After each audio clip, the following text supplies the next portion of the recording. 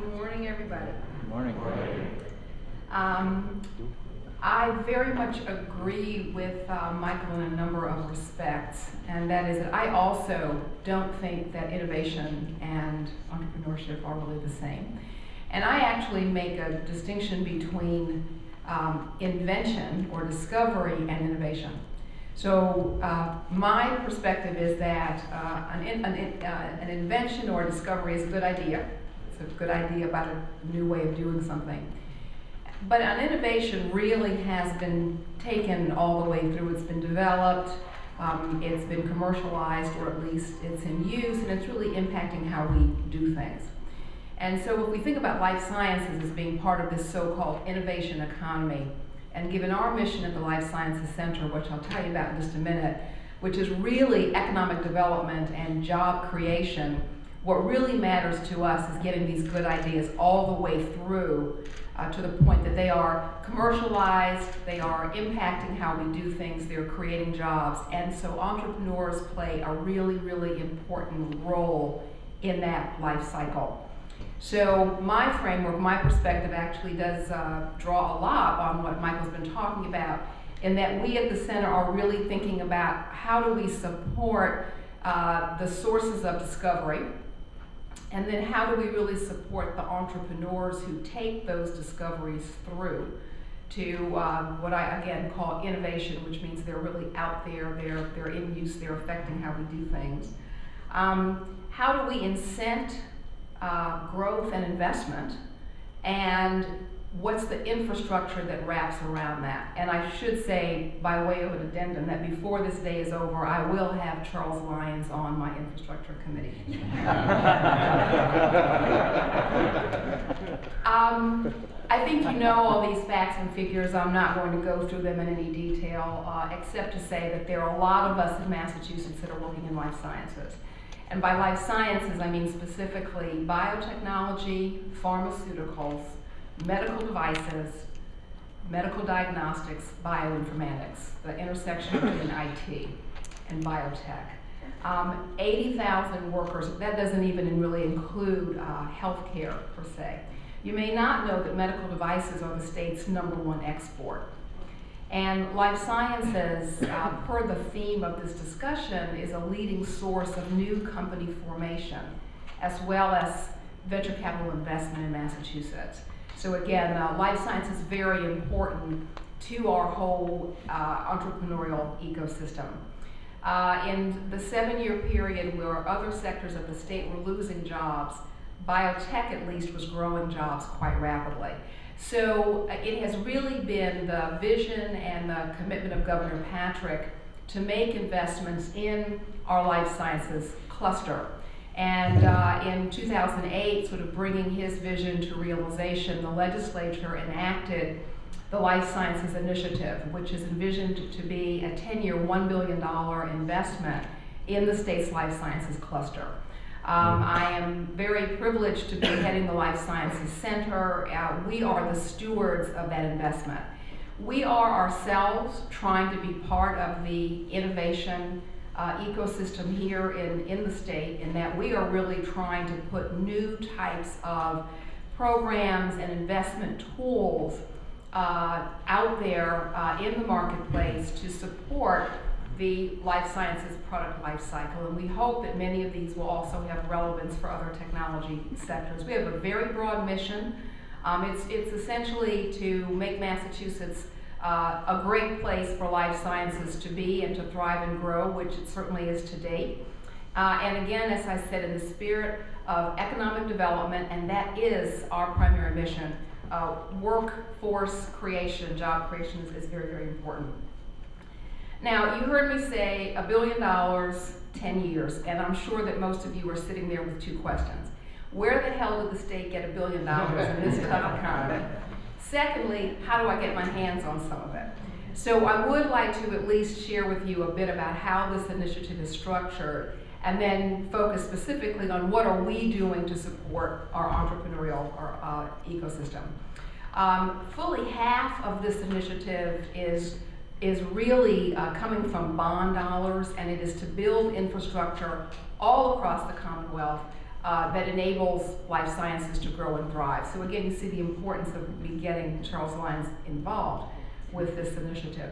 About a quarter of it is really not cash at all. It is the ability of the center each year to award up to $25 million in tax incentives, many of them really targeted specifically at the needs of life sciences companies. And the third tranche of our funding comes from an appropriation from the legislature.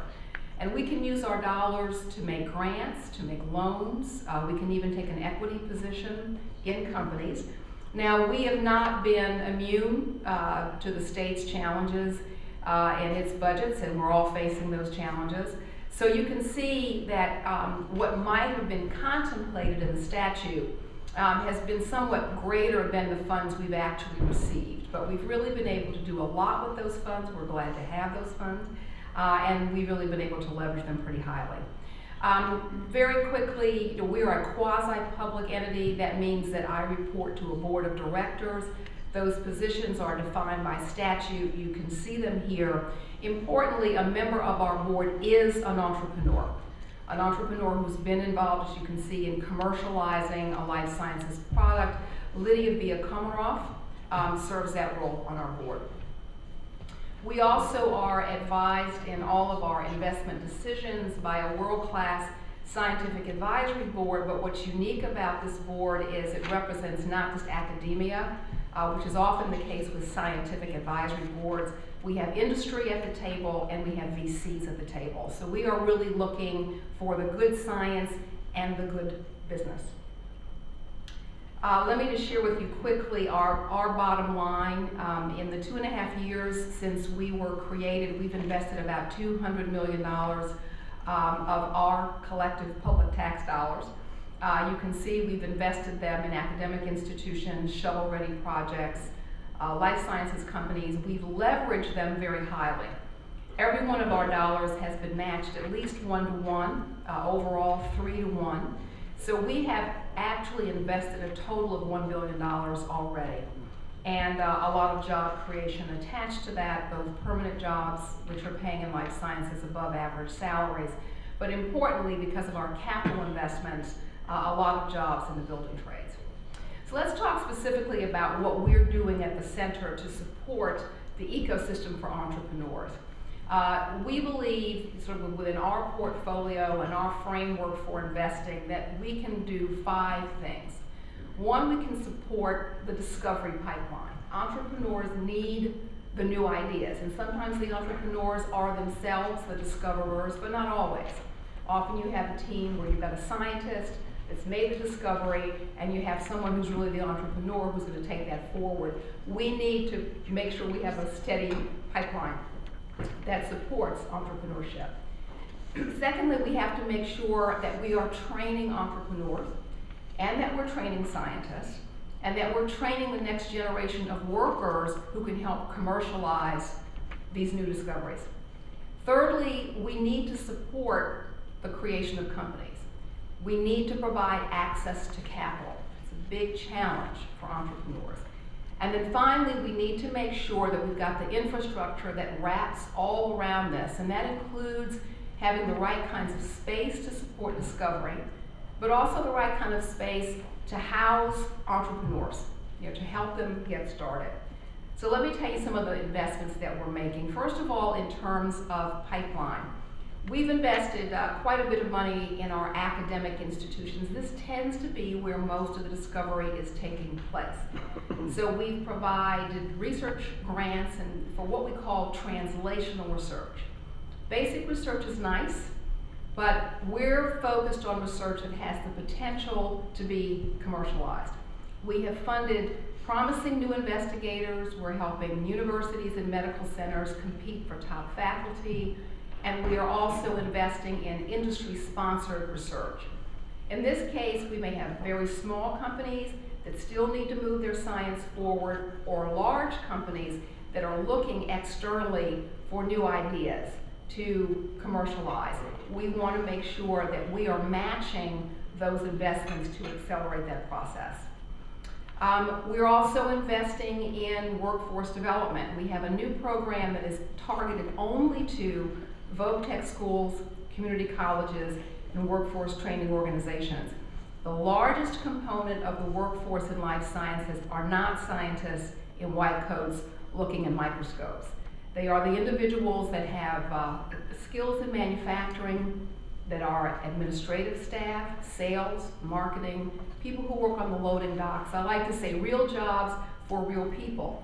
So we want to make sure that we are broadly creating a workforce that will support the entrepreneurial process. We have received 42 applications for the first round of this program, totaling about $4.4 million in funding requests. Now, I mentioned as well that we really want to make sure that we're training entrepreneurs and the next generation of scientists. So we have an internship program. We will pay a stipend of $7,200 for a summer internship. We've set it up so it's a speed dating services. Students from all across Massachusetts put their resumes in a very short application on our website. Companies come and visit our website, look to see who's of interest to them, they interview them, they hire them, we pay the stipend. The unique thing about our program, though, is the stipends will only get paid for interns that go to small companies, in some cases companies with just a few employees. Because what we're trying to do through our internship program is not just to give students real world experience, we want to expose them to early stage companies. We want to expose them to the entrepreneur in life sciences. And so our interns are really working side by side with maybe 2 or 3 other people in a company. And so not only are they making a significant contribution in terms of their own skills, but they're learning what it's like to be an entrepreneur, the business of life sciences, as I like to say. We've placed over 300 interns at this point, and so if any of you are affiliated with an academic institution, if you're a small company and you're looking for some interns and don't have the funds or the infrastructure, please visit our website. We also are investing in company creation. We are a $100,000 sponsor of Mass Challenge. We sponsor the Life Sciences track for the MIT 100K competition. We're also the sponsor of the Life Sciences track for BU's business plan competition, and we will be a sponsor of the business plan competition at WPI. I mentioned that we are running programs that provide access to capital and investment incentives. You see our programs here. We've invested about $5.5 million in early stage companies. Our goal is to take companies that have not yet been able to raise a round of venture funding, what we call a Series A round, and we believe it's perfectly appropriate for the state, if we're doing a good review process, to come in early and take that risk and put some working capital in these companies that makes them more attractive to VCs. We've invested in about 9 companies to date. We have a round that's open right now, so I'm going to guess that we'll have about 15 companies in our portfolio in the next month or so. We're also giving money to small businesses that have received federal dollars to invest in their science. We want to give them now money to commercialize.